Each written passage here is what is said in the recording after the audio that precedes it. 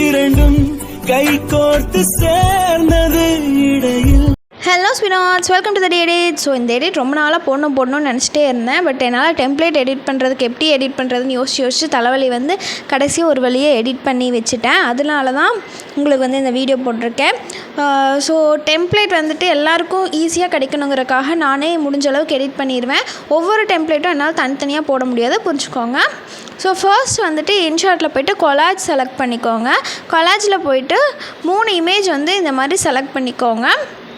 Then next கொடுத்துக்கலாம்.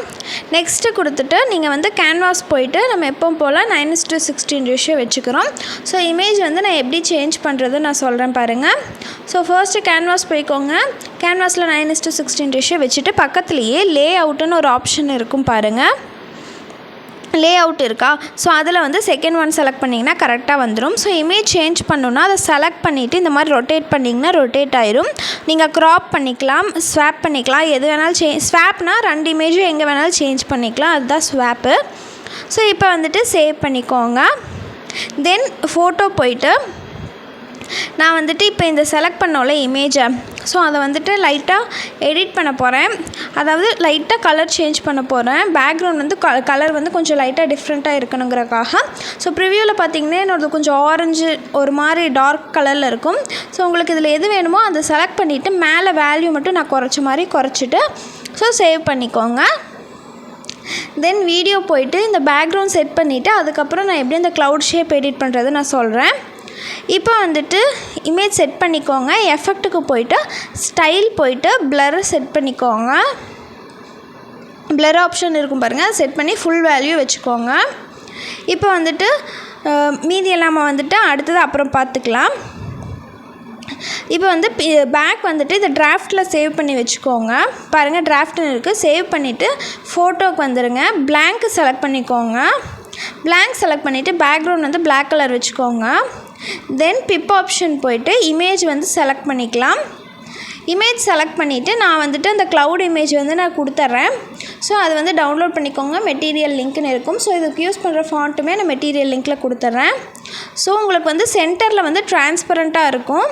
அதனால் நீங்கள் வந்துட்டு கரெக்டாக வச்சுட்டு வேறு எதுவுமே பண்ணாத கரெக்டாக அந்த இமேஜ் வந்து சென்டரில் வர மாதிரி செட் பண்ணிக்கோங்க.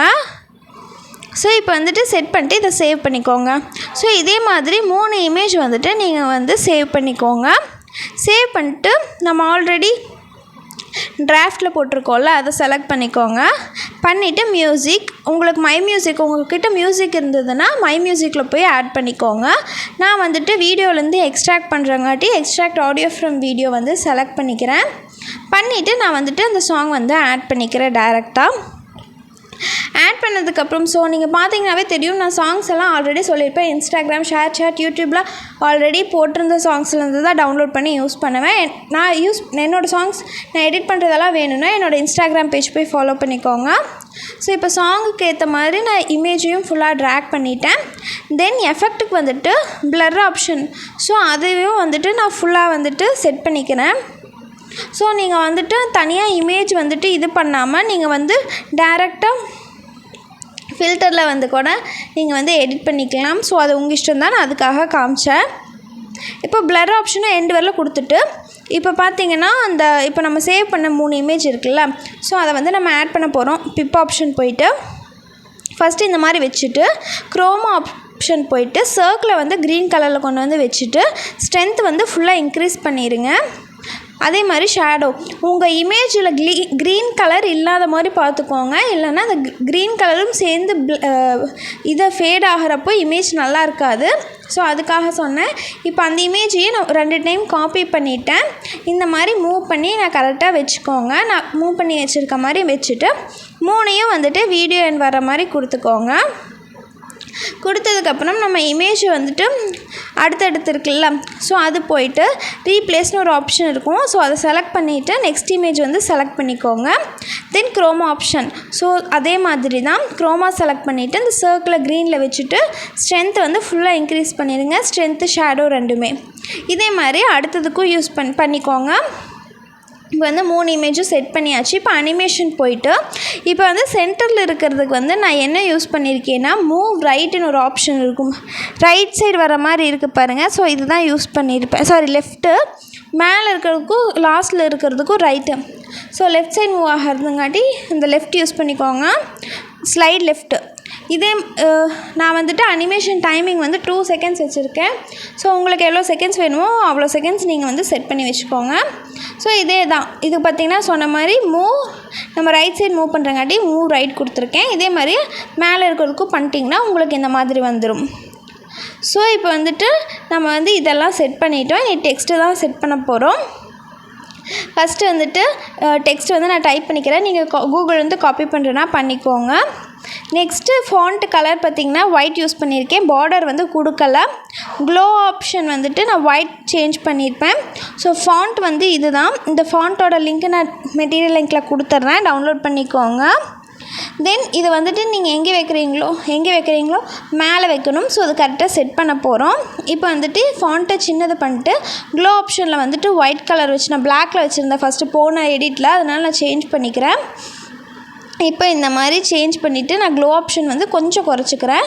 தென் அனிமேஷன் பார்த்திங்கன்னா நான் என்ன யூஸ் பண்ணியிருக்கேன்னு பாருங்கள். ஸோ நார்மல் ஒரு ஆரோ மாதிரி இருக்கா, இன்க்ரீஸிங் அந்த அசெண்டிங் டிசெண்டிங்கில் வர மாதிரி. ஸோ அதை செலக்ட் பண்ணிக்கோங்க. பண்ணிங்கன்னா உங்களுக்கு அந்த மாதிரி வந்துடும். ஸோ இப்போ வந்துட்டு கரெக்டாக எந்த இடத்துல ப்ளேஸ் பண்ணுமோ ப்ளேஸ் பண்ணிக்கோங்க. பண்ணிவிட்டு இப்போ என்ன பண்ண போகிறோன்னா அந்த டெக்ஸ்ட்டை வந்துட்டு இன்னும் 2 டைம் காப்பி பண்ண போகிறோம். காப்பி பண்ணிவிட்டு நம்ம வந்து இந்த இமேஜ் பக்கத்தில் கொண்டு வந்து செட் பண்ண போகிறோம். இப்போ வந்து 2 டைம் காப்பி பண்ணிக்கோங்க. பண்ணிவிட்டு இந்த மாதிரி கொண்டு வந்துடுங்க. ஸோ அடுத்ததையும் வந்துட்டு நான் இந்த மாதிரி கொண்டு வந்துக்கிறேன். இப்போ நம்ம வந்து என்ன பண்ண போகிறோன்னா ஃபர்ஸ்ட்டு நீங்கள் டெக்ஸ்ட்டு டைப் பண்ணிட்டீங்களா, அதே மாதிரி செகண்ட் காப்பி பண்ணதுலேயும் நீங்கள் வந்து அடுத்து வர லிரிக்கை வந்து பேஸ்ட் பண்ணிக்கோங்க, இல்லைனா டைப் பண்ணிக்கோங்க. அதே மாதிரி தான் அடுத்து வர லிரிக்கை அதில் வந்துட்டு டைப் பண்ணிக்கோங்க. இப்போ டைப் பண்ணதுக்கப்புறம் ஸோ இந்த 3 லிரிக்கும் சேர்ந்து இப்போது இரண்டும் கைகோர்த்து சேர்ந்ததே அப்படின்னு முடியும்ல, அந்த இடத்துல நான் வந்து ஸ்ப்ளிட் பண்ண போகிறேன். ஸோ ஸ்ப்ளிட் பண்ணிவிட்டு நீங்கள் வந்துட்டு கரெக்டாக ஒரே இடத்துல ப்ளேஸ் பண்ணிவிட்டு ஸ்ப்ளிட் பண்ணிக்கோங்க. நீங்கள் லைட்டாக மூவ் பண்ணாலும் மறுபடியும் ரெஃப்ரெஷ் பண்ணிவிட்டு மறுபடியும் ஃபர்ஸ்ட்லேருந்து பண்ணுங்கள். லைட்டாக கூட ஸ்லிப் ஆகக்கூடாது. இப்போ மறுபடியும் அதே மாதிரி நான் வந்து அடுத்த 3 லிரிக்கை வந்து லைனாக அந்த இது பண்ண போகிறேன். நெக்ஸ்ட்டு 1 by 1 வர மாதிரி. இல்லை உங்களுக்கு வந்துட்டு கடைசியில் வந்து ஒரு லிரிக் மட்டும் மிச்சமாகுது அப்படின்னா நான் வந்து லாஸ்ட்டில் அப்படி தான் ஆயிருக்கும். நான் வந்து 3 இடத்துலையுமே வந்துட்டு சேம் லிரிக்கை வந்து பேஸ்ட் பண்ணியிருப்பேன். ஸோ நீங்கள் அந்த மாதிரி கூட பண்ணிக்கலாம். ஸோ பார்த்தீங்கன்னா என்னோடய வீடியோ வந்து ரெடி ஆகிடுச்சு. அவ்வளோதான். உங்களுக்கு புரியலைன்னா மறுபடியும் வீடியோ ஃபஸ்ட்லேருந்து பாருங்கள், ஸ்கிப் பண்ணாமல் பாருங்கள். தேவையான எல்லா விஷயமே நான் வீடியோலேயே சொல்லியிருப்பேன். ஸோ அவ்வளோதான் கைஸ், உங்களுக்கு இந்த வீடியோ பிடிச்சிருக்குன்னு நினைக்கிறேன். அடுத்த வீடியோவில் பார்க்கலாம். பாய்.